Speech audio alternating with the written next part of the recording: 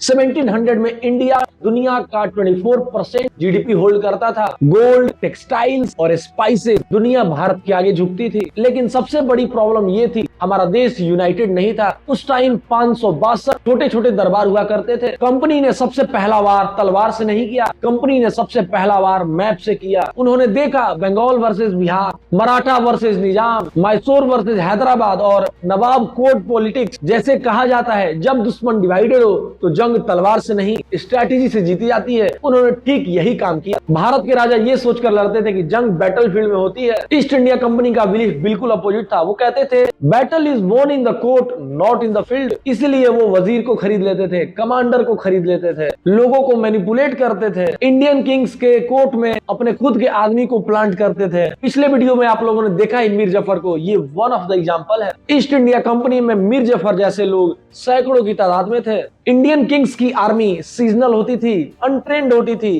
और जंग के बाद घर चली जाती थी। और ईस्ट इंडिया कंपनी यहाँ भी गेम खेल जाती है।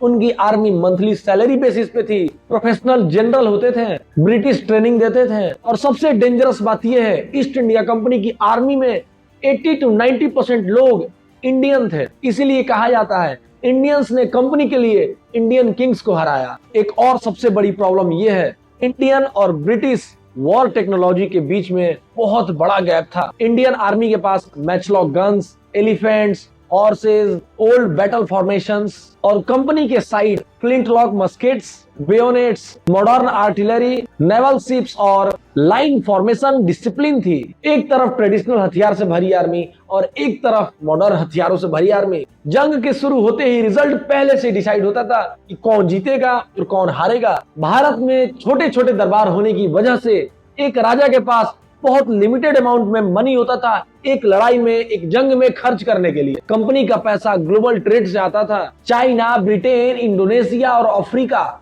इंडियन किंग्स के पास इतना पैसा था कि एक बार में एक जंग पे खर्च कर पाते थे। ईस्ट इंडिया कंपनी के पास इतना पैसा होता था ग्लोबल ट्रेड से कि एक बार में ऐसे छोटे जंग वो 5 से 7 चला सकते थे। ग्लोबल ट्रेड से आने वाले पैसे ने ईस्ट इंडिया कंपनी को भारत में अनस्टॉपेबल बना दिया था। इंडियन किंग्स ईगो, इज्जत और थ्रोन की फाइट में फंसे रहते थे। उन्होंने कभी इंडिया को बैटलफील्ड समझा ही नहीं।